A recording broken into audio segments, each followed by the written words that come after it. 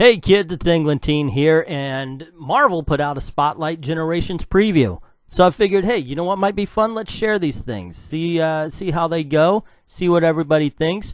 That might be fun. And you know what else might be fun? This is the only one that I'm going to put this introduction on. Everything else is going to go straight into the preview. So, if you happen to be one of those lucky enough to pick this one first, put that in the comments. Also, if you're like, oh man, I started with one of the other guys, put that in the comments as well. Anyway, there's a brief introduction before the first preview, so let's check that out. And it says, hello, true believers. Okay, 3 words in, I have to stop them. This is not a Marvel saying. This is a Stan Lee saying. So if you are not the man, Stan the man, the person who greeted us every Saturday morning on every Marvel cartoon ever, you're not allowed to say that. The bridge into Marvel Legacy begins this August. In a flash, the Marvel heroes are offered a gift to stand shoulder to shoulder with those who came before them, free from the burdens of past, present, and future. Where time has no meaning, within the vanishing point. Through the course of these action-packed adventures, our heroes will discover what is needed to usher in the future of Marvel Universe.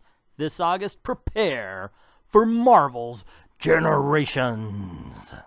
Dun, dun, dun. So you feel the chills yet? This epic 10-issue series brings together iconic and present-day heroes such as Laura Kinney and Logan, Amadeus Cho and Bruce Banner, Clint Barton and Kate Bishop, and many, many more of your favorite characters. The stories of Generations began at the vanishing point, and these epic tales offer fans a direct bridge and prelude into the senses-shattering Marvel legacy, as the challenges and revelations of Generations will alter the destinies of our heroes moving forward in a dramatic fashion. They already said that. They're just saying the same thing in a different way. How these heroic journeys all launch from the same point. Once again, the vanishing point. This is yet another sentence that they had already said, coming to comic shops this August. The future of the Marvel Universe is coming. They already mentioned that in the same page. This is Generation... My God, the last 3 paragraphs of this has been just reiteration. All right, so let's get this ball rolling with Hawkeye. Honestly, I have no idea where this island is. So 1 minute, things are totally normal. You know, battling to save the world, just everyday boring stuff in the life of a Hawkeye. Oy vey, in the life of Hawkeye. It should okay, never mind. So 1 minute, things are normal, and now I'm just in the jungle somewhere, and I gotta say, not loving the locale. And now I am hip deep in jungle, and I gotta say, not loving the locale. Wait. Okay, so that's interesting. I wonder if they're going to keep that typo in the regular book. It's very much with they got the same paragraph twice. It's very much with the bugs and the snakes and the extreme hotness do not like. It's very much with the... There's also the fact that the entire island is crawling with the most famous marksmen in the world. And she hears something. And since most of them are villains, they're all trying to kill each other. Natch. And when I say the most famous marksman, that of course includes Clint.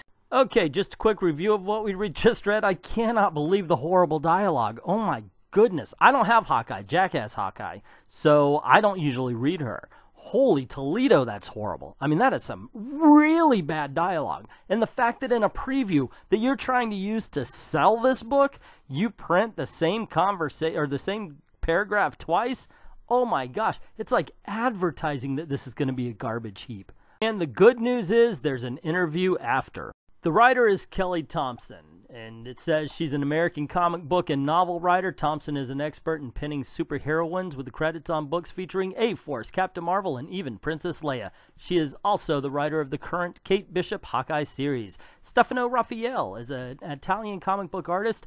After penciling Hawkeye in his own title over a decade ago, he now returns to draw both Clint and Kate for Generations. So, who's your favorite archer, Kate or Clint, or are you torn between the two? And Kelly Thompson answers, at the risk of angering Clint fans everywhere, I obviously have to say Kate, but I love Clint. Fraction, Asia, Wu, and Hollingsworth. Hawkeye's series remains one of my favorite comic books of all time. Kate obviously came very easily to me for this story, and Clint required a bit more work. I've been wanting to get a shot in not only writing Clint, but writing Clint and Kate together for some time now, so it was an amazing opportunity, and I hope I rose sufficiently to the challenge. We have two very big egos at work here. How do you show sparks flying between these two firecrackers? That is hard-hitting journalism, ladies and gentlemen. Probably one of the things I love most in all media is chemistry between characters. Clint and Kate have that in spades. Their relationship has already been well established, and I just leaned into that. It's so great. Why fight it? That said, our story has a twist to it that makes the dynamic a bit unique, and it was fun exploring the new facets of the dynamic, delving into the ways in which Clint and Kate are different, and also the ways in which they are the same. It makes for magical chemistry.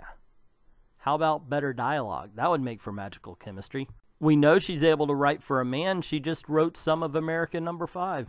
How did you approach the story? Did you want to show how these two aren't necessarily cut from the same cloth, and yet they're a perfect fit?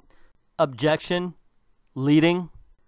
Clint and Kate are an amazing team, and though they disagree plenty, when it comes time to save the day, they've proven time and again how compatible they are as superheroes. Admittedly, they've been apart for a while, but I think it's only natural for them to fall back into what makes them such a great team at the core.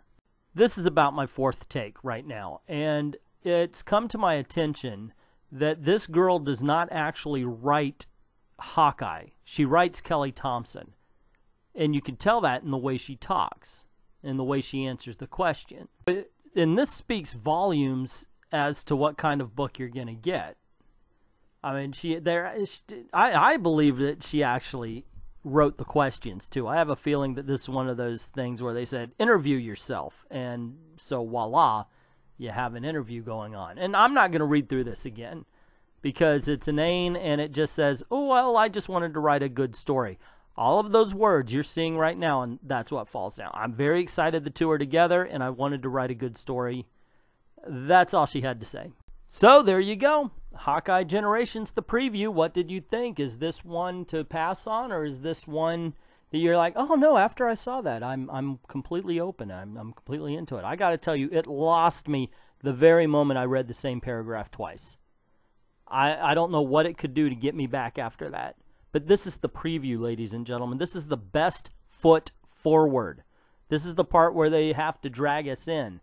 In the interview, like I said, it completely read as if she wrote it herself. So I don't know. What did you think? Let me know in the comments below. Don't forget to hit subscribe, share, and don't forget to hit that notification bell and like the whole 9 yards. You've heard it before. You've heard the Patreon pitch also. You know, I've already made a whole video about the fact that we're going to have a month's worth of patron-only content. So get over there and do that as well.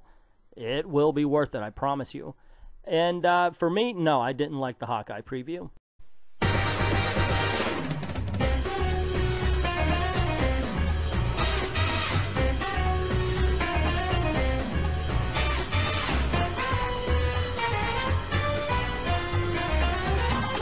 Thank you very, very much for watching.